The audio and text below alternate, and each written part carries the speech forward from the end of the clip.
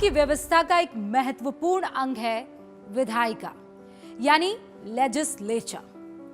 भारत को संसदीय लोकतंत्र माना गया है। ऐसे में विधायिका यानी संसद की अहमियत को समझा जा सकता है, जैसा कि नाम ही से जाहिर है। विधायिका का सबसे महत्वपूर्ण काम है कानून बनाना। संविधान के अनुच्छेद 368 के तहत संसद को संविधान संशोधन का भी अधिकार हासिल है।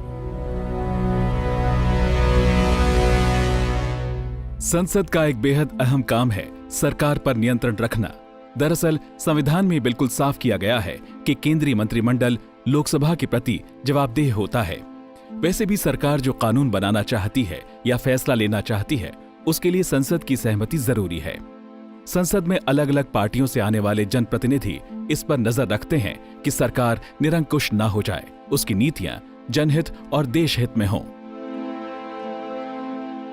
संविधान में कहा गया कि काउंसिल ऑफ मिनिस्टर्स जो है मंत्रिपरिषद, वो लोकसभा के प्रति उत्तरदायी होगी।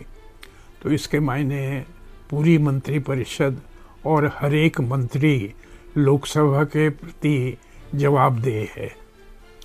तो उसके लिए बहुत सारे प्रक्रियात्मक उपाय किए गए। जो जनता के प्रतिनिधि हैं वो सदन के सामने जनता की समस्याएं लाते हैं और मंत्रियों को उनका जवाब देना होता है।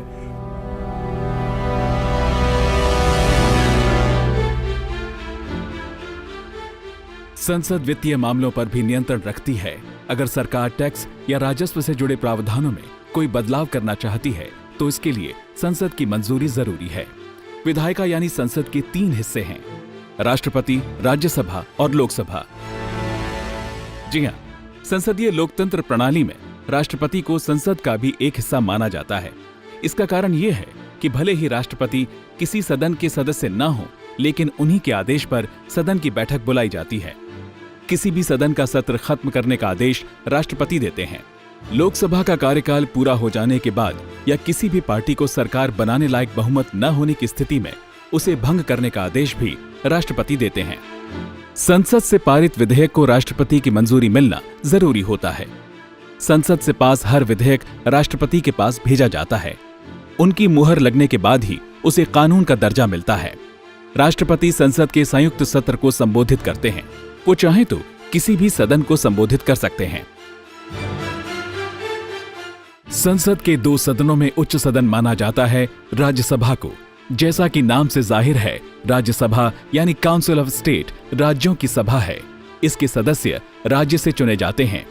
चुने हुए विधायक मतदान के जरिए संसद में अपने राज्य का प्रतिनिधित्व करने वाले सदस्य को चुनते हैं। हर स्टेट के गार्जियन के रूप में काम करता है। राज्यसभा जो कि लोकसभा से यदि जल्दी में कोई बिल पास हो जाता है तो उससे अच्छी तरह से स्क्रूटनी करता है ताकि हम गलत जो है बिल पास न करें। इसलिए राज्यसभा जो है ये परमानेंट बॉडी है। राज्यसभा की खासियत है कि ये स्थायी सदन है। इसका कार्यकाल हमेशा रहता है। इसके सदस्य का कार्यकाल 6 साल का होता है। हर 2 साल में राज्यसभा के 1/3 सदस्य रिटायर होते हैं। उनकी जगह पर नए सदस्य आ जाते हैं। इस तरह राज्यसभा काम करती रहती है। राज्यसभा के सभापति देश के उपराष्ट्रपति होते हैं। उपसभापति का चुनाव राज्यसभा के सांसद वोटिंग के जरिए करते हैं। संविधान की मौजूदा व्यवस्था के मुताबिक राज्यसभा के सदस्यों की अधिकतम संख्या 250 तक हो सकती है। इसमें से 12 सदस्य राष्ट्रपति की तरफ से मनोनीत किए जाते हैं। लोकसभा को भले ही निचला सदन कहा जाता है, लेकिन लोकतंत्र की असली शक्ति इसी सदन में निहित है। इसकी वजह यह है कि लोकसभा के सदस्य सीधे नागरिकों के मतदान से चुने जाते हैं। मौजूदा प्रावधान के मुताबिक लोकसभा में अधिकतम 552 सदस्य हो सकते हैं, लेकिन अभी सदस्यों की संख्या 545 ही रखी गई है। जिस राज्य की आबादी ज्यादा है, वहां पर लोकसभा की सीटों की संख्या भी ज्यादा है। फिलहाल सीटों की संख्या तय करने के लिए 1971 की जनगणना को आधार बनाया गया है। सीटों की यही संख्या 2026 तक रहेगी।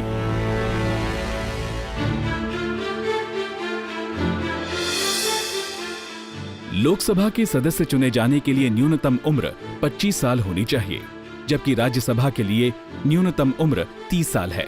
चुनाव वही लड़ सकता है जो भारत का नागरिक हो, जिसका किसी विदेशी सरकार के साथ कोई संबंध न हो, जो दिवालिया या मानसिक रोगी ना हो, किसी भी सरकारी लाभ के पद पर ना हो। चुनाव लड़ने के लिए जरूरी योग्यता ये भी है कि वो व्यक्ति किसी कानून के तहत संसद की सदस्यता के लिए अयोग्य करार न दिया गया हो। अगर कोई संसद सदस्य आपराधिक मामले में दोषी ठहराए जाने के चलते अयोग्य हो गया है तो उसे सदन से बाहर करने का फैसला चुनाव आयोग की सलाह पर राष्ट्रपति लेते हैं। लेकिन अगर कोई सदस्य अपनी पार्टी के खिलाफ गतिविधि के लिए दोषी पाया जाता है तो दल बदल कानून के तहत उसकी योग्यता पर फैसला लोकसभा के स्पीकर या राज्यसभा के सभापति लेते हैं। संसद पर चर्चा को विराम देने से पहले विशेषाधिकार के बारे में जान लेना जरूरी है। आपने कई बार सुना होगा कि सांसदों के विशेषाधिकार होते हैं। अगर उनका हनन किया जाए तो संसद कार्रवाई कर सकती है।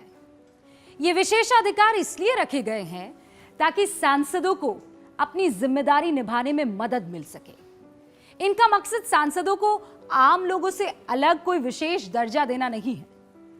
संसद में सांसद की कोई भी गतिविधि या भाषण विशेषाधिकार के दायरे में आते हैं। इसके लिए उसके ऊपर कोर्ट में मुकदमा नहीं चलाया जा सकता।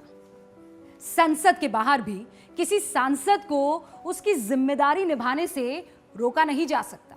अगर कोई सांसद के काम में बाधा पहुंचाता है तो उसके खिलाफ संसद के विशेषाधिकार हनन का मामला बन सकता है।